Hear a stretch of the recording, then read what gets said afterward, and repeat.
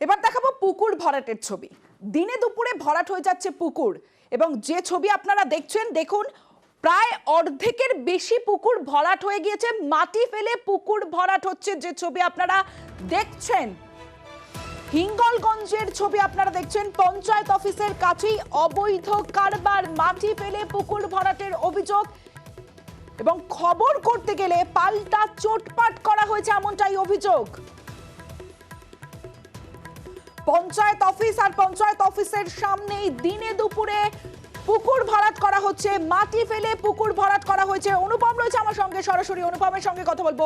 অনুপম, পুকুর ভরাট হচ্ছে এভাবে পঞ্চায়েত অফিসের সামনে, কারা করছে এই পুকুর ভরাট? আর পঞ্চায়েত অফিসের সামনে পুকুর ভরাট হচ্ছে, পঞ্চায়েত কি জানে না?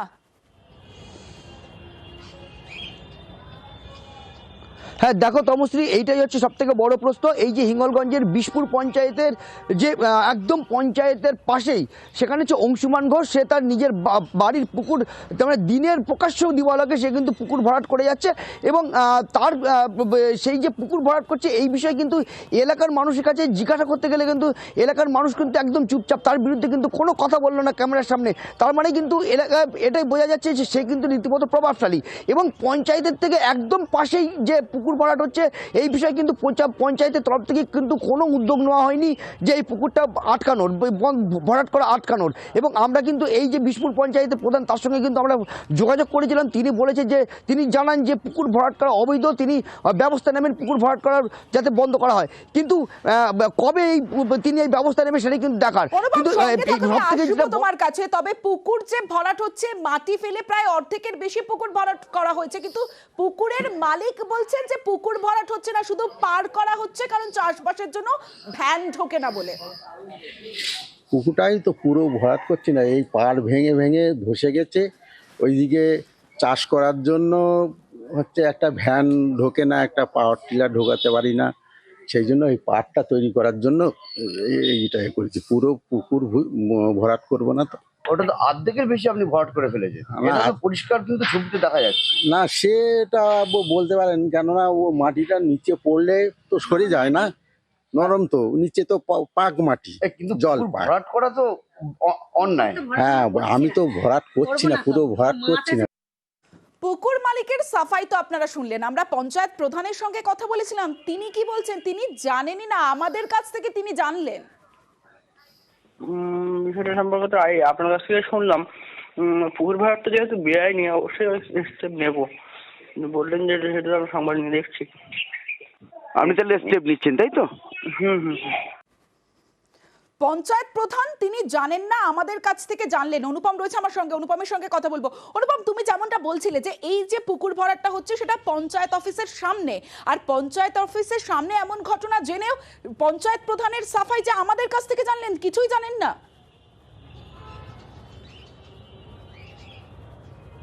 হ্যাঁ দেখো, এটাই হচ্ছে সব থেকে বড় প্রশ্ন, যেখানে এলাকার মানুষ জানে, এলাকার মানুষের পক্ষ থেকে আমাকে জানানো হয়েছে, তা আমি জানতে পেরেছি, এবং আমি গিয়ে সেখানে আর কি পুকুর ভরাটের ছবি করি।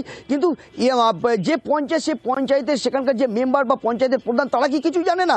এটা কি বিশ্বাসযোগ্য বলে তো সাধারণ মানুষের মনে হয় না। কিন্তু ইনি এই যে অংশুমান ঘোষ, ইনি যে এতটাই প্রভাবশালী, এর বিরুদ্ধে কিন্তু এলাকার মানুষ কিন্তু কোনো মুখ খুলল না ক্যামেরার সামনে। এখানেই কিন্তু বোঝা যাচ্ছে যে এই অংশুমান ঘোষ কিন্তু যথেষ্ট প্রভাবশালী, এবং এই যে অংশুমান ঘোষ যে সাফাইটা দিচ্ছে, যে তার চাষের জমিতে যাওয়ার জন্য তিনি রাস্তা বের করছে, একটা রাস্তা বের করছে, মানে রাস্তার জন্য 5 থেকে 6 ফুট রাস্তা প্রয়োজন হতে পারে, কিন্তু প্রায় অর্ধেক, প্রায় 40 ফুটের বেশি কিন্তু পুকুর ভরাট করে ফেলেছে। খবর করলাম পঞ্চায়েত প্রধান জানতেন না, এবার পঞ্চায়েত প্রধান কি ব্যবস্থা নেন সেদিকে আমাদের নজর থাকবে।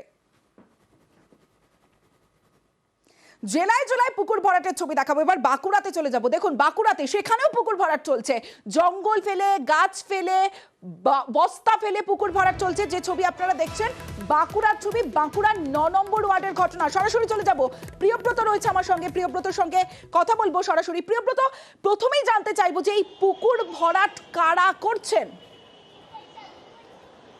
দেখো, এই পুকুর ভরাট করছে যেটা অভিযোগ, সে মালিক পক্ষ করা হচ্ছে এবং মালিক পক্ষ কিন্তু মেনে নিয়েছেন যে পুকুরটা ভরাট কিন্তু তারাই করছে। তাদের যেটা দাবি যে পুকুর ভরাট করা হচ্ছে না, পাড়ের বেশ কিছু অংশ কিন্তু বহুদিন ধরে কোনো সংস্কার না হওয়ায় হয়ে গেছে এবং সেই কারণেই পাড় অংশ বেঁধে দেওয়া হচ্ছে। কিন্তু স্থানীয় বাসিন্দা তারা দাবি করছেন পুকুর ভরাট করা হয়েছে এবং শুধু পুকুর ভরাট করা নয়, গাছের পুকুর পাড়ের যে প্রচুর গাছ ছিল, তাল গাছ, এই তাল গাছ কিন্তু কেটে ফেলা হয়েছে পুকুরে এবং দেখা গেছে ছবিতে দেখাই যাচ্ছে যে বাঁশের একটা ব্যারিকেড দেওয়া হয়েছে পুকুরের কিন্তু বেশ কিছুটা ভিতরে এবং তারপর সেখানে কিন্তু বস্তা ফিলিং করা হয়েছে এবং তার পাশাপাশি মাটি ফেলা হচ্ছে। তুমি যেমনটা দেখতে পাচ্ছ ট্রাক্টরে করে, ট্রলিতে করে মাটি দেওয়া হচ্ছে। যে অভিযোগ করছেন সেই অভিযোগ কিন্তু মেনেও নিচ্ছেন ভূমি সংস্কার দপ্তরের আধিকারিক এবং পৌরসভা দাবি করছেন যে পুকুর ভরাটের যে অভিযোগ, সেই অভিযোগ পাওয়ার পরই পুকুর ভরাটে যে দেওয়া করা হচ্ছিল তার মালিক পক্ষকে জানানো হয়েছে। এবং স্থানীয় মানুষজন তারা বলছেন এই পুকুরে তারা বাসন মাজা থেকে শুরু করে সমস্ত কাপড় কাচা সমস্ত কাজ করেন, তারপরে তারা দেখছেন যে পুকুর ভরাট হয়ে যাচ্ছে। বাসন ধোয়া হয়, স্নান করা হয়, যেমনি ইয়েতে হয়, কাপড় কাচা হয়, সবই হয়। আমাদের ঘাটে কামানো হয়, এইটাই হচ্ছে আমাদের সবকিছু জোর। আমাদের আর কোথাও কিছু নেই। ওই রাজীব পাঠক আর হচ্ছে পিন্টু পাঠক। বরগাছটাও কাটা হলে এতটুকু থেকে সেই গাছ কাটার নিয়ম বটে কি স্যার বলুন তো, নিয়ম আছে কি? আর এভাবেই পুকুর ভরাট চলছে, তাই বিক্ষোভ দেখালেন স্থানীয় মানুষজন। যে ছবি আপনারা দেখছেন, বিক্ষোভ দেখিয়েছেন বাঁকুড়ার ৯ নম্বর ওয়ার্ডের ঘটনা, যেখানে বিক্ষোভ দেখান স্থানীয় মানুষজন। সরাসরি চলে যাব, আমার সঙ্গে প্রিয়ব্রত রয়েছে, প্রিয়ব্রতর সঙ্গে কথা বলবো। প্রিয়ব্রত, যে বিষয়টা জানতে চাইবো, যে বিক্ষোভ দেখাচ্ছেন স্থানীয়রা, প্রশাসন কি করছে, পুকুর মালিক তিনিই বা কি বলছেন? দেখো, পুকুর মালিকের যেটা বক্তব্য যে এই পুকুরের পাড় দীর্ঘদিন সংস্কার না হওয়ার কারণে ক্ষয়ে গেছে, সেই পাড় বানিয়ে দেওয়ার চেষ্টা করছেন।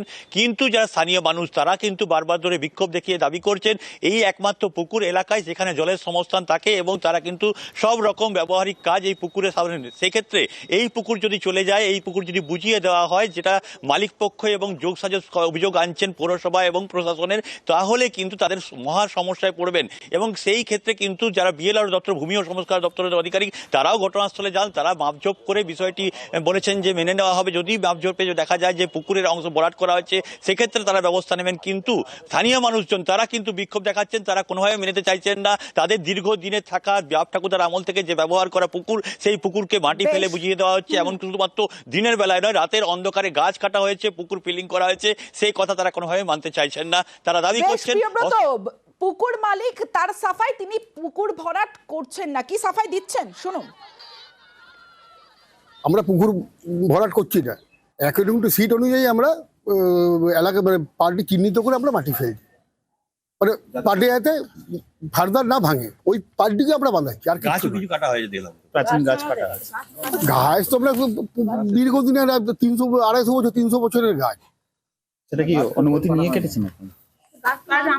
গাছ তো পাড়ের গাছ, পাড় খেয়ে যাচ্ছে গাছ, তো এমনি লোকের পড়ে গেলে লোকের মাথায় গাছ পড়বে, গাছ তো আপনার লোকের মাথায় পড়ে যাবে। তবে উপপৌর প্রধান তিনি বলছেন যে ইতিমধ্যেই তারা কাজ বন্ধ করে দিয়েছেন, মালিককে ফোন করেছেন কাজ বন্ধ করে দেওয়ার জন্য। এসডিও সাহেবের সঙ্গে আমার কথা হয়েছে, কাজ আপাতত বন্ধ করে এসছেন। আমিও মালিককে ফোন করে বলেছি আপাতত কাজ বন্ধ রাখুন, আগে দেখা হবে কি আছে না আছে, পুকুর ভরাট করতে দেওয়া যাবে না।